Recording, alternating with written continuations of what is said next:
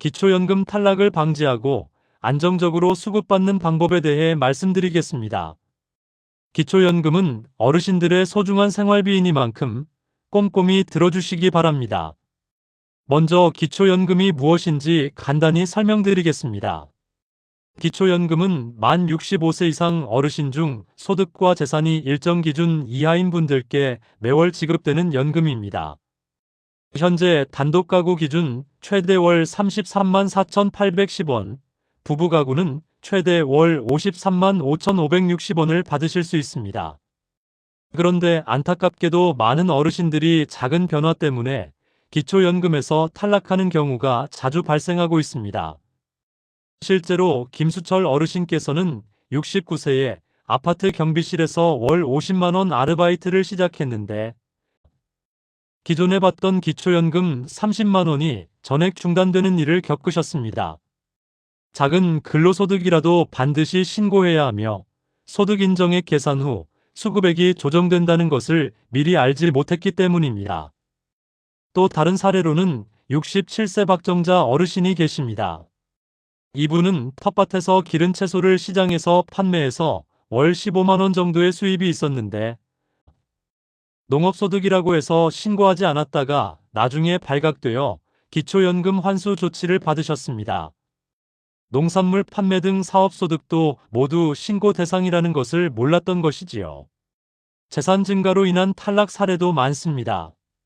71세 이재용 어르신의 경우 아들이 효도 명목으로 3천만 원을 예금으로 증여했는데 이로 인해 금융재산 기준을 초과하게 되어 기초연금에서 탈락하셨습니다. 자녀의 증여로 인한 재산 증가는 탈락 사유가 된다는 것을 미리 알았다면 다른 방법을 찾을 수 있었을 것입니다. 66세 어르신은 고향 땅을 상속받았는데 팔 수 없는 상황임에도 불구하고 부동산 재산가액이 증가해 기초연금이 감액되는 경우를 겪으셨습니다. 가족 상황의 변화도 주의해야 할 점입니다.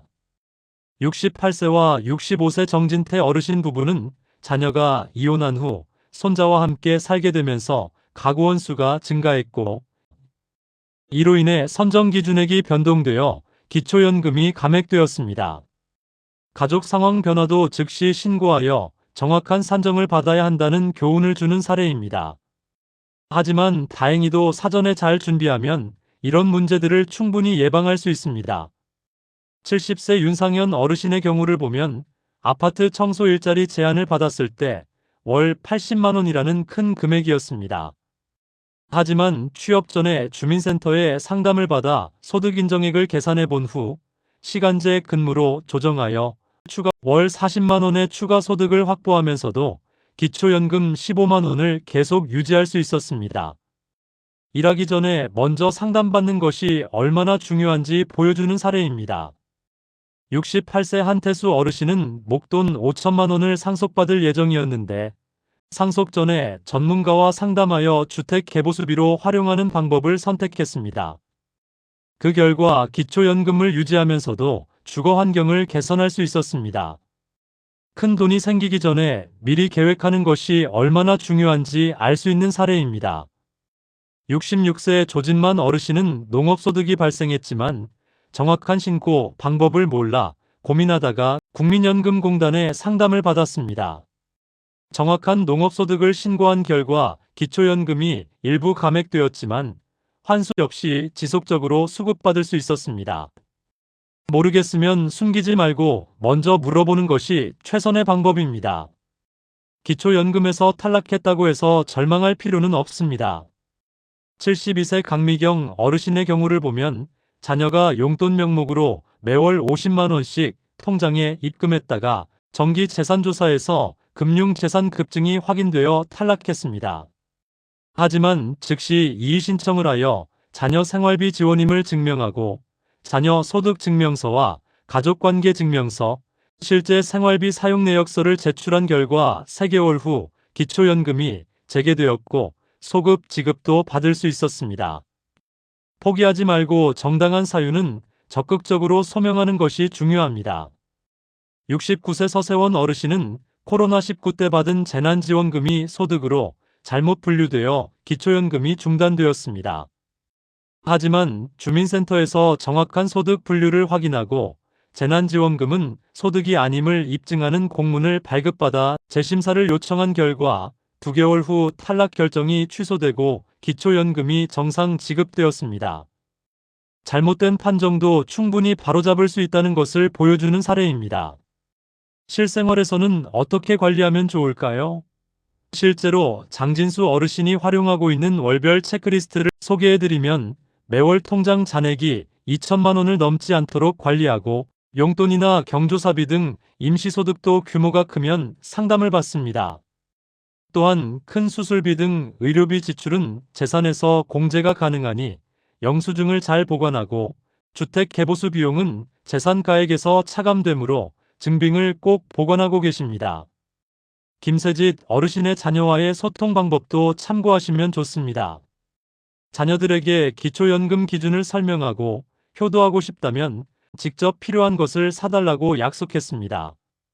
명절이나 생신에도 큰 돈 대신 생필품이나 의료비를 직접 결제해달라고 부탁한 결과 3년간 기초연금을 안정적으로 수급하고 계십니다.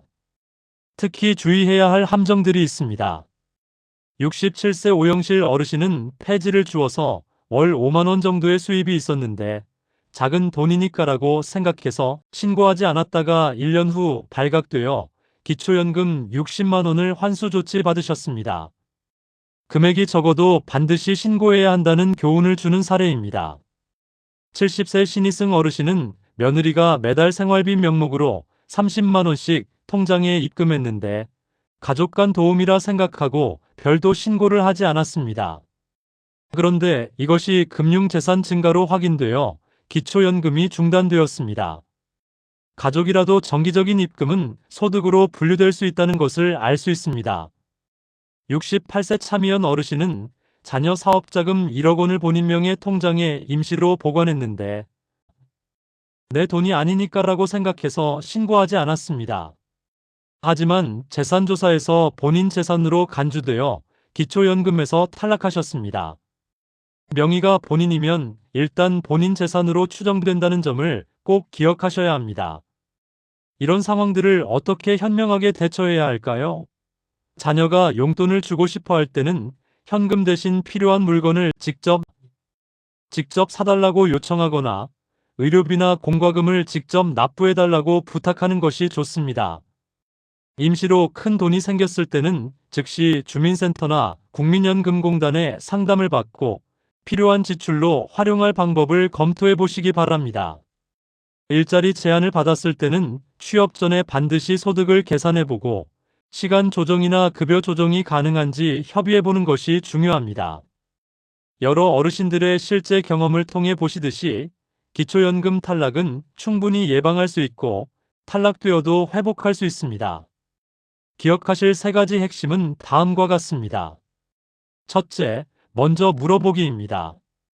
모르겠으면 혼자 판단하지 말고 상담을 받으시기 바랍니다. 둘째, 정직하게 신고하기입니다.